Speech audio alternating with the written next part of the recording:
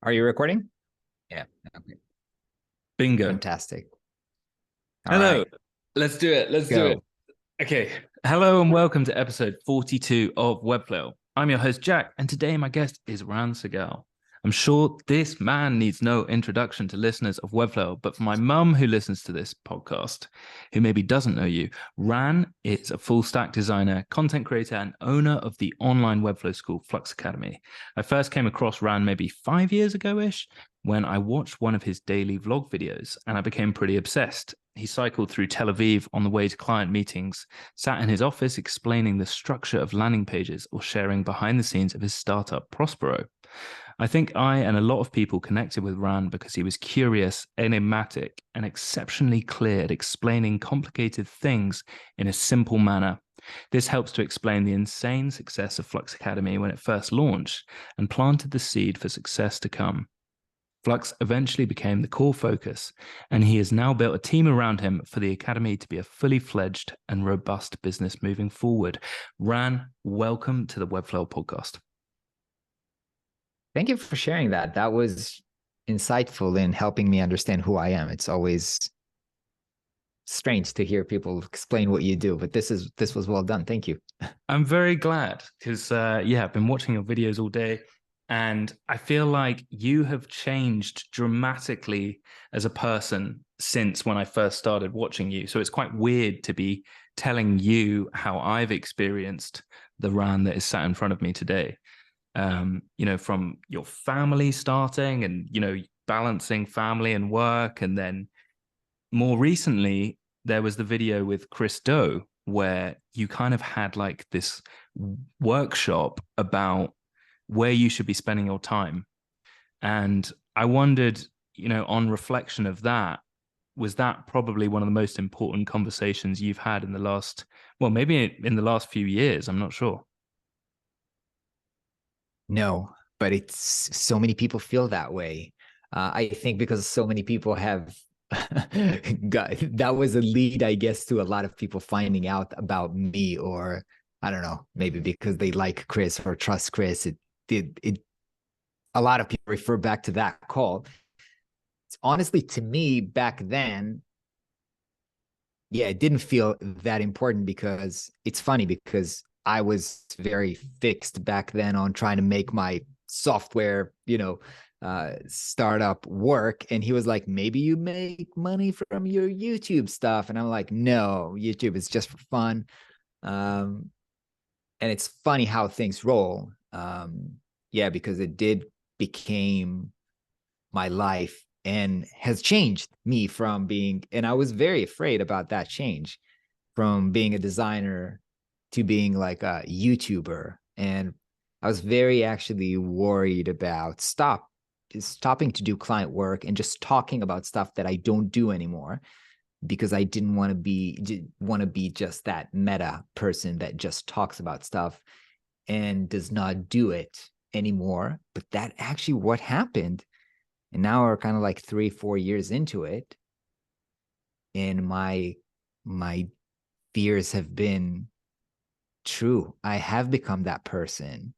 And it's weird because you're talking about changing, but I am like actually in a period of change right now, trying to figure out, okay, like, am I still a designer? I haven't done client work in a few years. Can I still call myself a designer? I don't know. But I So think it's you're interesting and thinking about. I think you're very active, like doing, you're on the trends, you're learning stuff, and you're kind of using Webflow as it, keeps incrementally getting better as a product as well. Like I wouldn't say, I think there are people who kind of, share these kind of 10K freelancer courses and they just churn them out and they just do a few of those each year and they're kind of riding off the back of their previous success and credibility in the space. But I do feel like you're very actively, you know, practicing what you preach, which I think is really refreshing.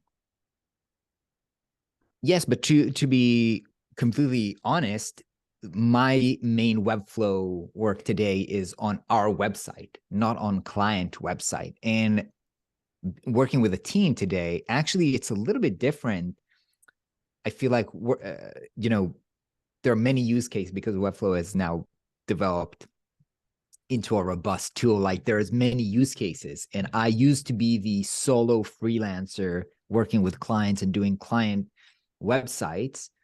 And that's actually what I'm teaching in my course, mainly oriented at people who are, solopreneurs, freelancers doing their own thing, client work. But now I am kind of on the team Webflow. How do you work together with a team? How do multiple people work on the same project without confusing each other? And and it's a different kind of like use case and scenario. We're actually thinking about now updating the course or creating a version for Webflow for Teams, because that's actually becoming kind of like a big use case right now. Yeah, but it's changing. But it's kind of interesting how, as Webflow changes, and like you've just alluded to there, how your career is changing. I mean, I listened to a really interesting interview where you talked about how you learned what you were good at and what you were not good at, and how you, brought people into your team to kind of manage Flux Academy, changing from something that you were like, oh, well, I'll put out a course and see how people react. And then it was like, obviously that kind of became your, main focus, but how you learned to become more of a manager.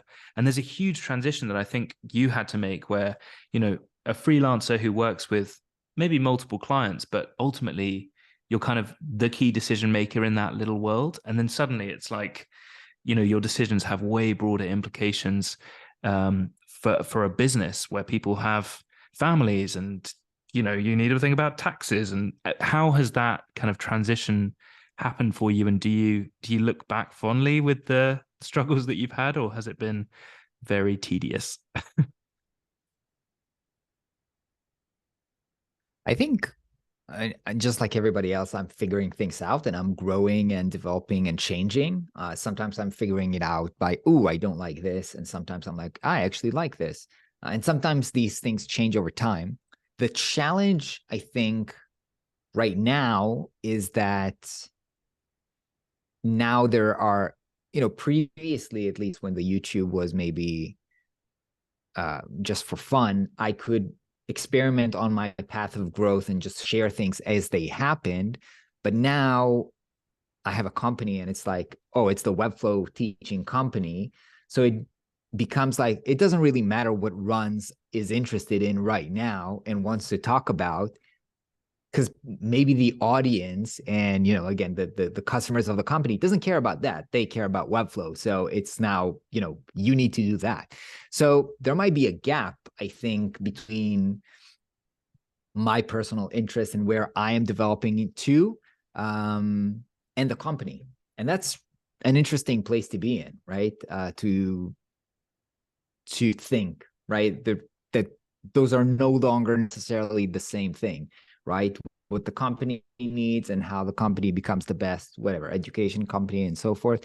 And what I'm interested in learning and developing, because again, like 3-4 years ago, I was super passionate, working with Webflow every single day, only wants to talk about it. Now I am, building a team and working on strategic challenges and all of the different, and marketing. How do you scale marketing and stuff like that? Those are the challenges that I'm facing today. And those are the things that I'm thinking about, reading about, learning about. That's not necessarily, if I put that on my YouTube channel, I mean, that's confusing, or not confusing, but not necessarily what the audience or my customers or Flux customers need at this particular point, right? They want to learn how to become good web designers, how to be better on Webflow, right? And that's the support that they need. So I think it's an interesting stage in my life and the company's life where there's kind of like separation between the company and my personal maybe interests, or, where I'm developing as a person. Mm. Do you still make time to like play though? Because I think sometimes I don't know if you're like this, but you try so hard to, build something, and then you're kind of, I don't know, sometimes you kind of lose the excitement that maybe you once had when you were just, when no one was really watching. Like I've heard you talk about this with your Yeah. YouTube channel, where it was just like you were, cycling through Tel Aviv on the way to a client meeting, and you were just, there was nothing else on your mind. Yeah, You're I do. just I couldn't doing the care about thing. views, right? And now Right. I have to like, why are you not getting the views? Yeah, for sure. Yeah. Yeah. Everything. I think this is really important, something for a lot of people to understand. Whenever you monetize your passion, it becomes work, and it's a wonderful thing, right? I monetized design. That was my passion, and then I got started getting paid for that. Amazing. And then I started doing YouTube for fun, and now that's a job as well. So every hobby that you monetize ends up being a job, and then it's less exciting, it gets routine, it gets boring, and then you find out what's next. By the way, I don't know what's next for me. It's an interesting question about the play. I don't think I have enough of that, and I think I need to add that to my life. It's been like really, because I have issues around not being productive, right? Like, why are you doing this? You need to work, right? Well, what are you doing? You need to work. I usually spend zero time on like social media and stuff like that during the day because I'm in work mode. But that doesn't leave enough place for play. That's true. Like, for example, with now all of the rage about AI tools and stuff like that, I'm curious about that. But besides spending little time on those just to make YouTube videos about them, I didn't really spend time to explain to play. Yeah, it's a good point. It's interesting how a lot of your kind of financial successes have come through play, though. Like it seems that, you started messing around at school with design, and then your friends were like, "Hey, my dad wants you to make this for me," and then it's kind of like, Yeah. It's kind of like the catch-22, right? You need this play to reinvent yourself, and by the way, this is called, I think, in business in general, the innovator's dilemma. I don't know if you're familiar with it, but it's just like every company that succeeds now is optimizing for continuing that success. But if they will only optimize to continue that success, whenever like a disruptive innovation comes forward, they can't. So like a common example is just like film cameras. When digital cameras came, right, they could not uh, invest in digital cameras because their whole business model was to sell the films, right? And they were like, why would we sell a digital camera, which they only buy once, when we're making all the money of selling them, repeatedly selling them films? So they were like, we're not going to do that.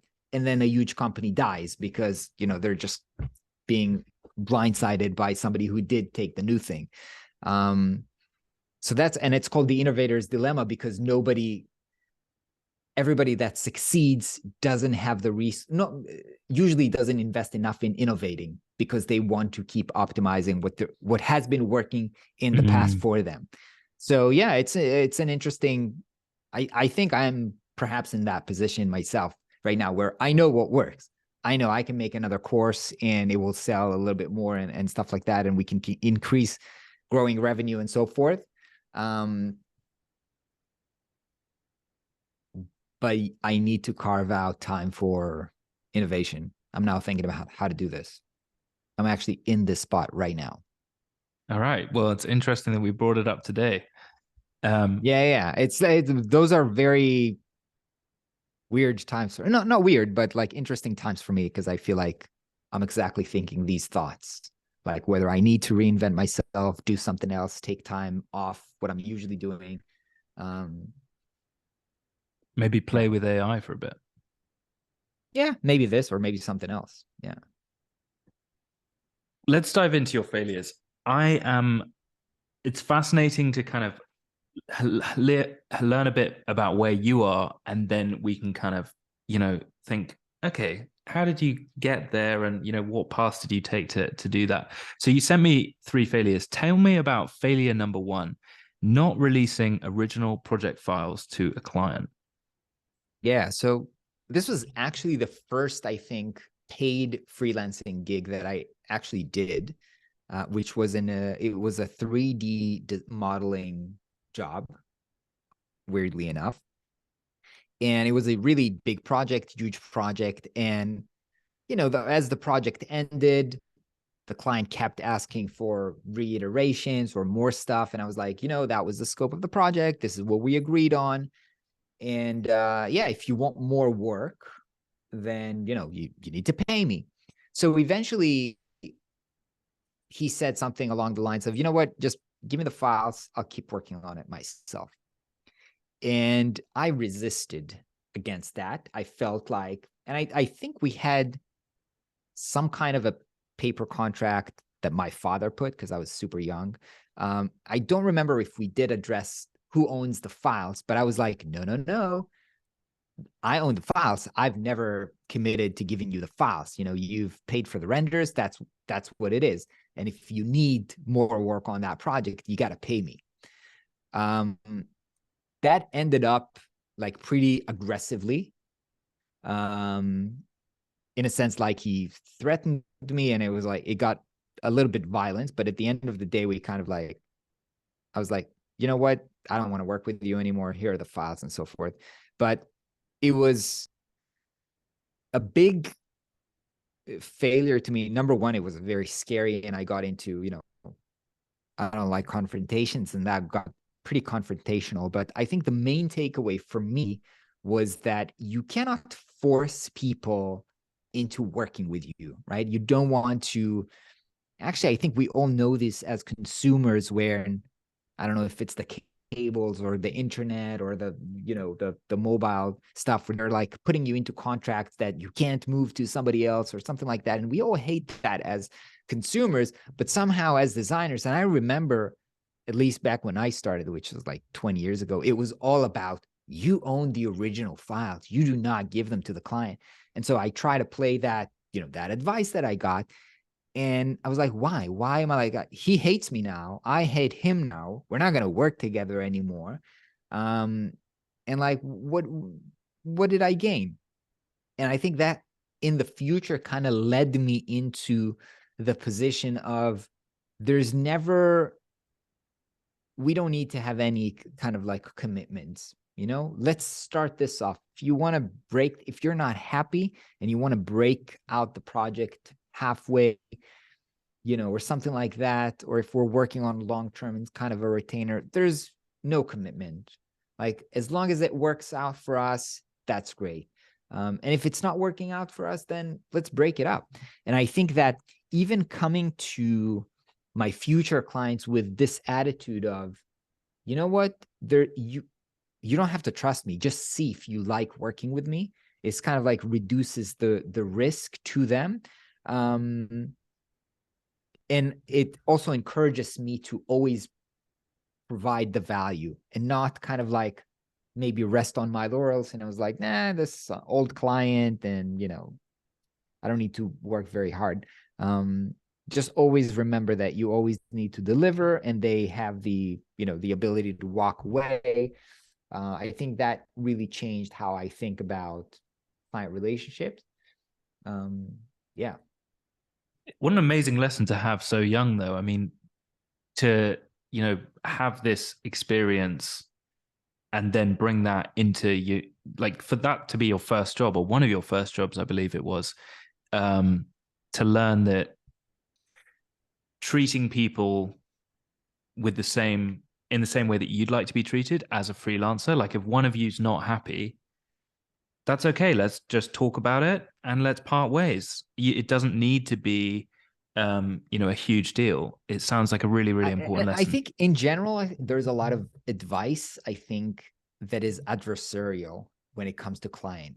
They are bad. They want this, and you need to not let them get this. Don't let them take advantage of you. And it's like, if you're getting into a relationship feeling that, again, you need to win and they need to lose, or it's going to be adversarial, then it's not going to be a great relationship anyway. So, yeah. Yeah. And I also think something that you touched on there as well, that it's a very much a relationship based industry. Like, it's not just about the work. It's actually about how well you can get on with that person. This is 100%. I think people miss that out. Like, yeah, especially now on the internet. Oh, I'll just create content and I'll create a funnel, and it's just people are Mm, going to arrive there. And no, it's people. It's meeting people, making yeah. friends, like building relationships, 100%. Yeah. And how do you make friends? Well, keep showing up to the same place that that other person does, and you'll develop a relationship. And if you don't want to see them, then you won't see them. Same with freelancing. I think that's something that's so basic. Um, but the amount of times I see things online about like, how do I get more clients? That question in my head makes me think, I don't know if we'll be friends like in real life. And vice versa.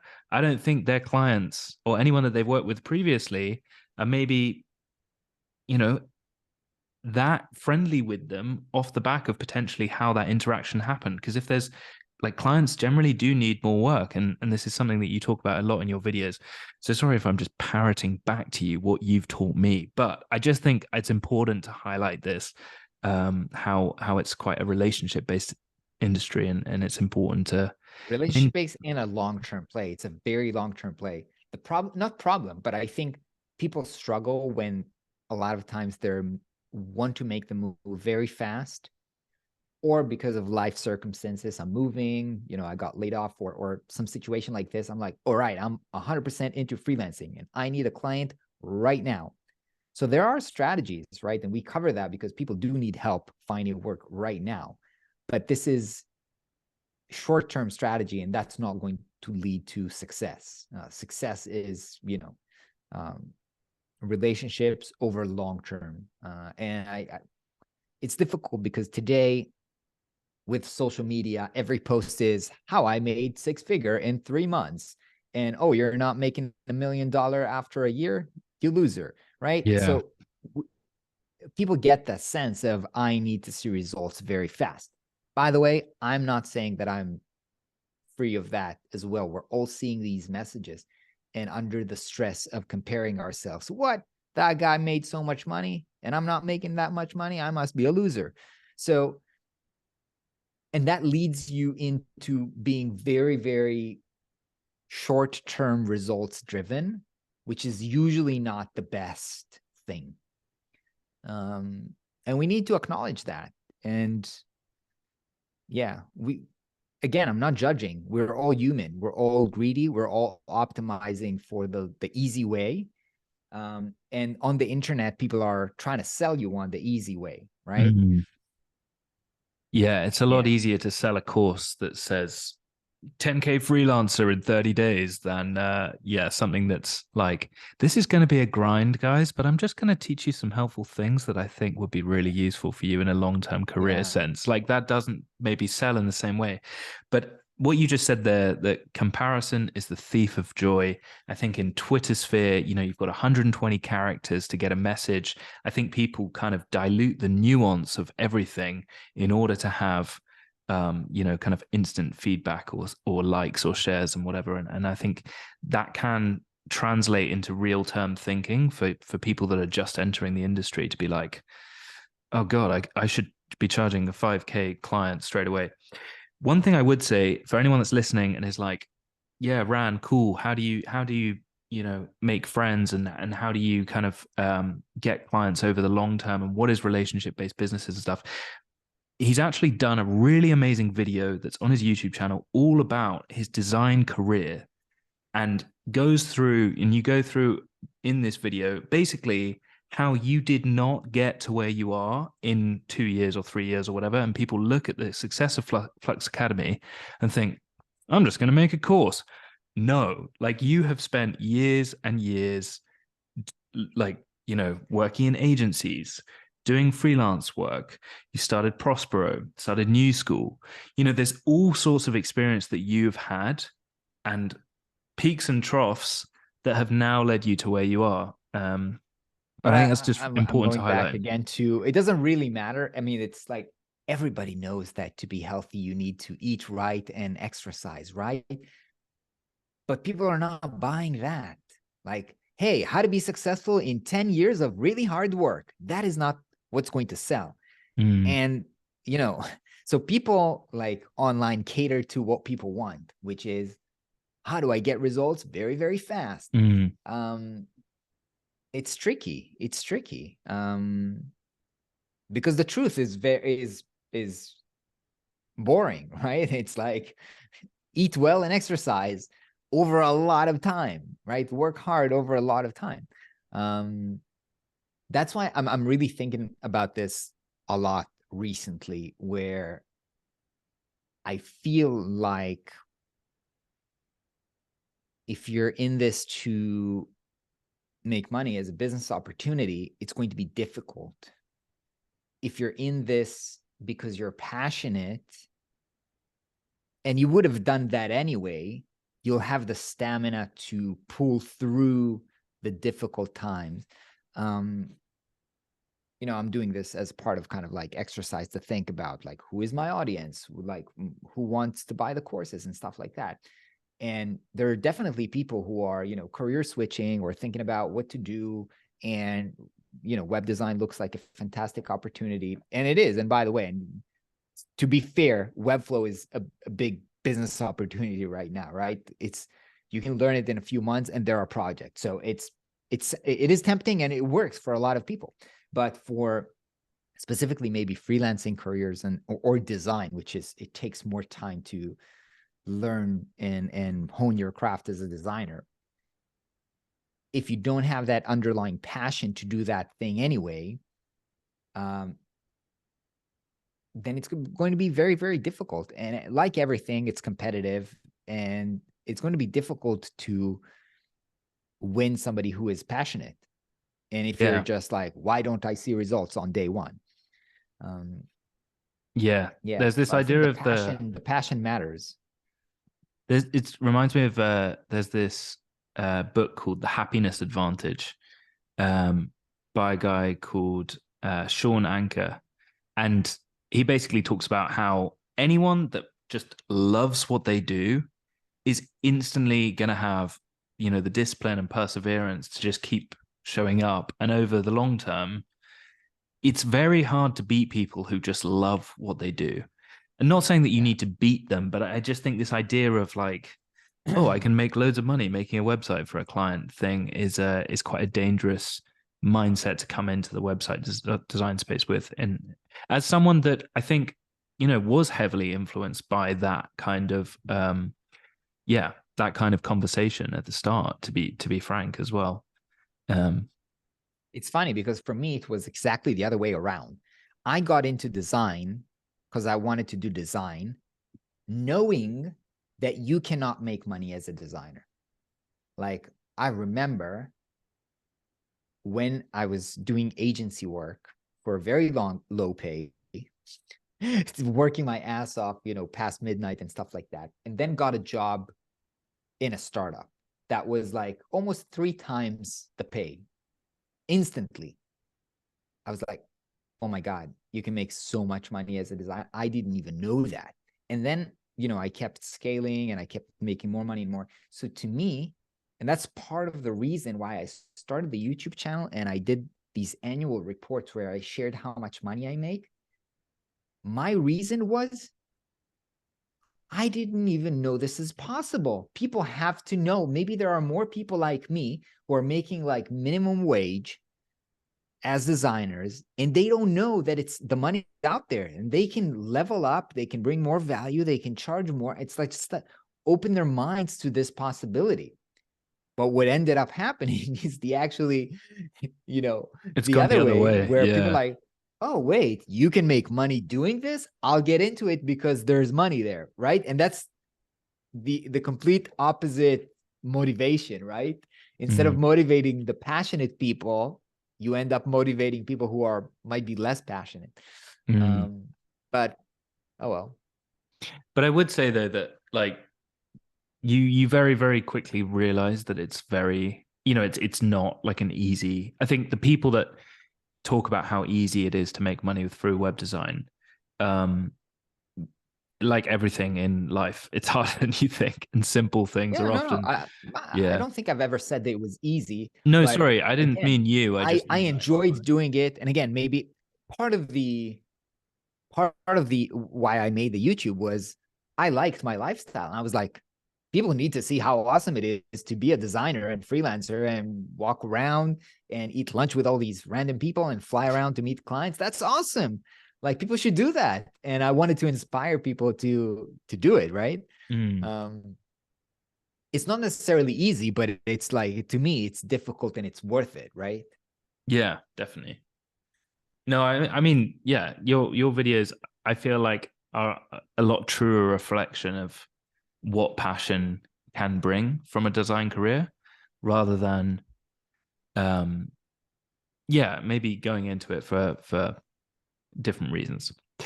Tell me about failure number 2, working with friends and family without clear boundaries.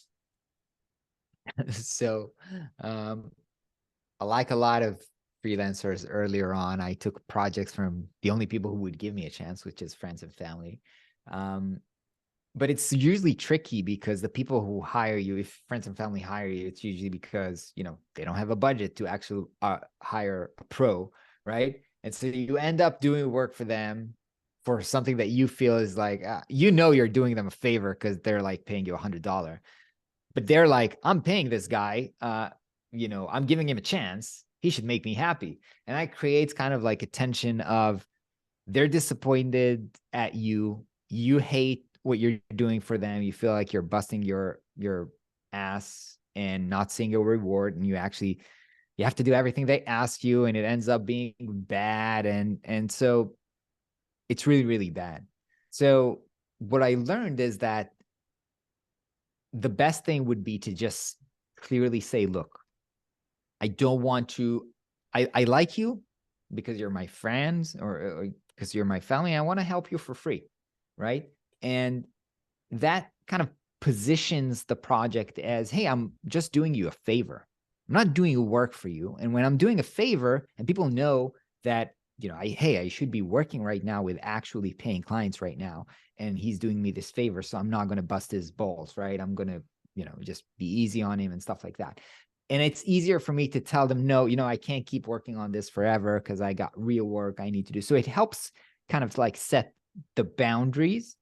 And if they insist, no, I want to pay you, then I tell them, okay, but my real rate is this. And then you tell them like a high price, and they're like, I don't know if I want to do this. So that's kind of like usually a way to set a clear boundaries of, what are we doing? Are we really working professionally? And then we both need to, you know, be happy about this, or am I just doing you a favor because you're my, you know, a cousin, and it's just like doing you a favor, like you're doing me a favor, and it's just like it puts it in a different context. Yeah, that could save some relationships, I guess. That, I wish I had heard that earlier, if I'm honest, because this whole like, where if a friend says, "Oh, but I want to pay you something," and instantly it's like, okay, I'm either committing to this, or, and it feels like a 50-50 commitment if they're paying you something, because you know that Exactly. it's not Exactly. worth, like, it's not worth losing that friend through doing something as a kind of favory money transactiony but not really worth it type thing. So I completely appreciate what you're saying there. If Yeah. someone says, "Oh, I look, Ran, I really want to pay you, so I just, you know, I've got to pay you something. I mean, you're putting all this effort for me. I mean, what, like, how would you respond to that type of a By comment?" the way, you know what? It's amazing. It's just like, I have a friend who I asked his help on something, um, to be a moderator in some forum that I'm a part of. And I told him, hey, we want to pay you to come and do this moderation thing. He said, look, I'm not gonna I'm not gonna come to do this thing that you're asking me, but I'm willing to come to a coffee shop to help you for free, try to help you think about this for free. But I'm not going to go do this thing because if I come and do this thing, it's going to be very, very expensive. I was like, how expensive? And he told me the price. I'm like, okay, that's actually very expensive. Let's do the coffee for free. But so he did the exact thing that I talked to you about right now, and it works. It works. It just, and everybody respects everybody after that. I'm like, oh my God, I can't believe he's sitting with me on this coffee to help me for free. I appreciate that. He's doing me a favor, and that's low commitment from his side. That's great. I know what his time is worth right now, and I value his time, right? Mm. Yeah, that So makes a lot of yeah. sense. And I guess it saves you the embarrassment of trying to juggle or prioritize both client work and your mates work, and you can't put the same amount of effort into both unless there's some kind of value exchange that you feel like is worth it, I guess. Yeah, I mean, anyway, your mom's gonna ask you to do stuff. Sometimes you can't say no to mom or something like that, right? I Mum's mean book that, group but needs a that's logo. got nothing to do. That's got nothing to do with work, actually, right? It's to me, it's outside of work. It's just like family and friends time. Mm, Sometimes I go to beer with my friends. Sometimes I help them make a logo for their whatever. But it's friends time. It's not work time. yeah, but that's really good advice though, to work out, what kind of level of commitment you are willing to bring to your friend's project, and also thinking longer term about your relationship with them, like setting clear boundaries, I think is actually a sign of a really healthy relationship, rather than, because you might, sometimes saying no is quite hard, right? But actually, you need to set clear boundaries to not just protect you, but to protect you and them, because else everyone's going to get pissed off and resentment, and then you've For just lost sure, a for friend sure. because you haven't set clear boundaries. This is something that I'm personally working on a lot with clients, boundary setting. So it's something that, yeah, really, really resonates. Um, okay, we don't have very long. I mean, how can we go on a little bit, or is it a hard stop in a minute? No, no, let's try to wrap it up in like 5 to 10 minutes. Okay, you're a hero. Thank you. Okay, working without a clear design brief. Tell me about failure number 3 there.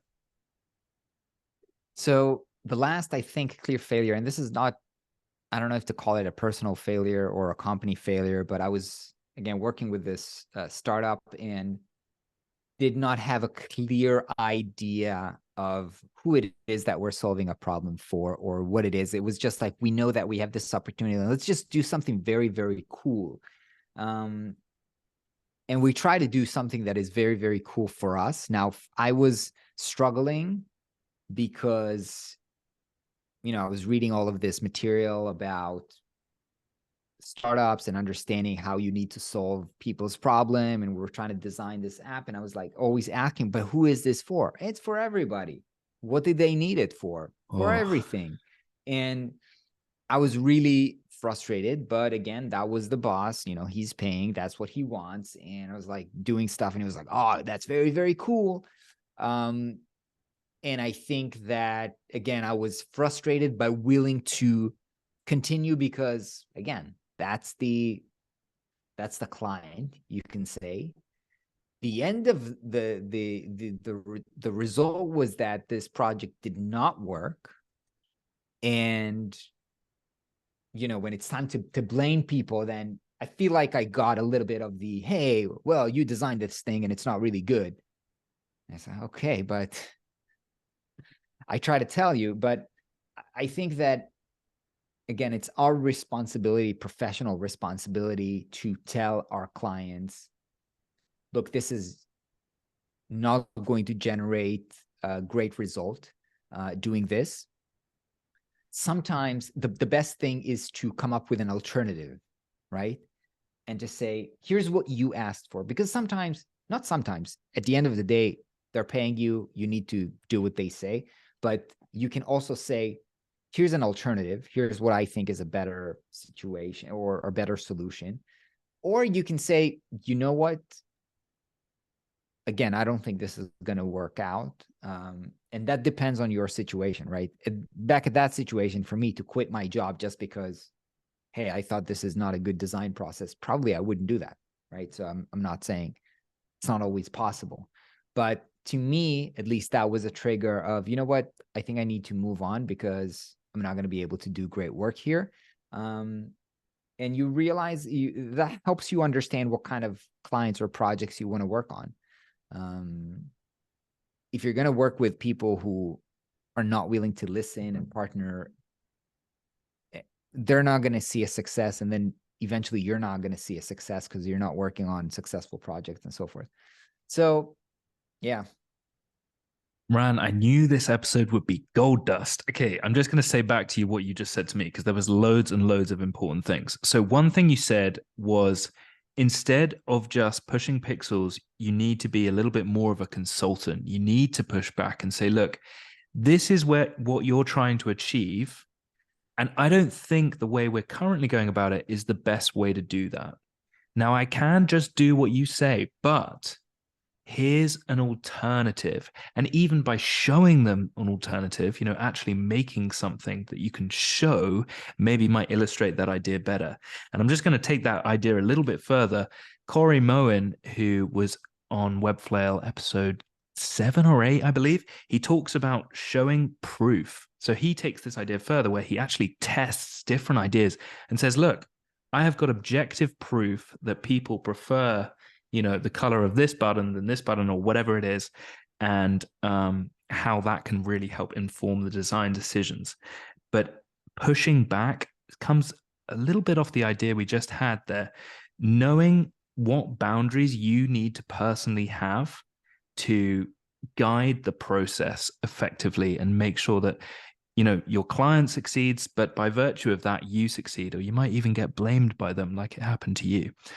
Did I summarize that okay? Yeah. But I wonder if, just to be realistic, I wonder if people can actually use the advice of just say no about whatever boundary it is, or you need to literally be burned once or twice. And by the way, know that it's okay to be burned once or twice. And then saying, I'm not doing this anymore because I have done that and that ended up badly. It's going to be difficult to say to somebody, I'm not going to do this because I heard some random guy on YouTube say that, right?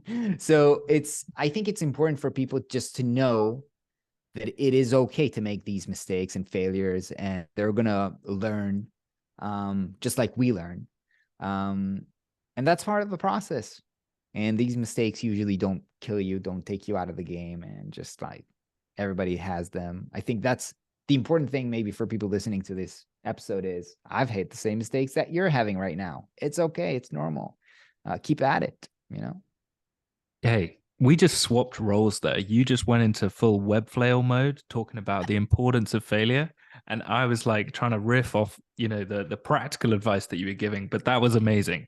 Yeah, important to say that it's funny how often people that, have the benefit of hindsight, they've got that context of long how do I say that word? Longevity? That's longevity is what I'm trying to say. Longevity. Yeah, I guess. Oh, I'm all over the shop. How you can kind of see that there are peaks and troughs in your client relationships, and whether you're in an agency or not, there's things that you will learn what not to do and what to do by kind of just being burned, and that's totally fine. But yeah, so many gems in this episode. Okay, here's the really difficult question of this episode. Are you ready for it? Yeah, let's do it. Okay, what is your next failure going to be? My God, I've had so many of them lately that I am, I don't know. We're launching a new course on Tuesday. Oh my God, I don't know if it's going to be a failure or not, but hey, touch wood. I'm always doing my best. And yeah, I'm failing a lot. It's not always obvious when you're looking at the outside, but I'm failing all the time. But you are looking at failure as someone that's a success. And I think this is so important to end the episode on, is that, someone that has got the cojones to do a project in high school with their mate's dad and tell him, no, I'm not going to give you the design files. Like, you follow your nose, you go towards what you think is right, and you trust your gut. No, it doesn't always work, but you learn from it after getting burnt, and then you're stronger for it. So I think just how you phrase that, like, I'm failing all the time. You know, there's a lot of people listening to this who you are like success for them. So for you to say that, I think is really, hopefully it's really inspiring for anyone listening. I hope so too. Thank you for having me, man. Ran, it's been an absolute pleasure. If anyone wants to ask you any questions about this episode, should they message you on Twitter, or what's the best way of contacting you? Yeah, Twitter's cool. Find me on Twitter. All right. You know that he's not going to see the message during the day, though, guys, because he's a busy man, not on his social then. So give him some time Just to after get the back to you. kids go to bed. When I'm sitting next to my kids waiting for them to fall asleep, that's when I check my Twitter. Okay, so you have a very short window, guys, to get a reply. So make sure that your Oh no, it takes message them a is while getting. to fall asleep. Don't worry. Awesome. Thanks so much, Ran. Is there any final words that you want to say to anyone as we end this episode? No, keep failing forward. Failing forward. God damn it. This guy is just full of quotes. Okay. Thank you so much, Ran, for the episode. Cheers, man. Cheers. That was All right. amazing. Thanks Good, so good, much. good. Glad you liked it. Yeah, you were epic. Sorry about the whole No StreamYard worries, no stuff, worries at but all. life just comes and hits you in the face when you least expect it, as we've already talked about a lot during this episode. But yes, you are one of the people that has massively inspired Webflail, has massively inspired this thing called the Creative Book Club, which completely failed. But that's a whole other thing. But anyway, yeah, just want to say a huge thanks to you personally as well. For sure, man. For sure, man. Keep doing stuff that you enjoy doing. I mean, we talked about this. Yeah, we Who did. knows? And monetizing your hobbies and stuff, like this whole Webflail thing has been. I really thought a lot about you telling me that. You probably don't even remember because you do these calls, like, you know, every Wednesday, and you're just talking to random people like me. But it's really had a huge impact on like how I've thought about this, and like how I want it to be a lot longer term. And as a result, thinking very differently about money and opportunity cost versus like, you know, pushing for sponsorships and pushing for stuff. I think it's been healthy to like, you know, question stuff in the long term more. So anyway, thanks loads. Sorry, you need to Fantastic. go. Awesome for still doing it. I think, yeah. I'm honestly podcasting seems fun. I think It's I so might be much starting fun, a podcast. dude. Yeah. It's like I watch your interviews where you do like interviews. You did one with someone on LinkedIn who basically, you know, got loads of clients through LinkedIn, and he's like Yeah, 18. yeah. You've done like a lot of basically video podcasts.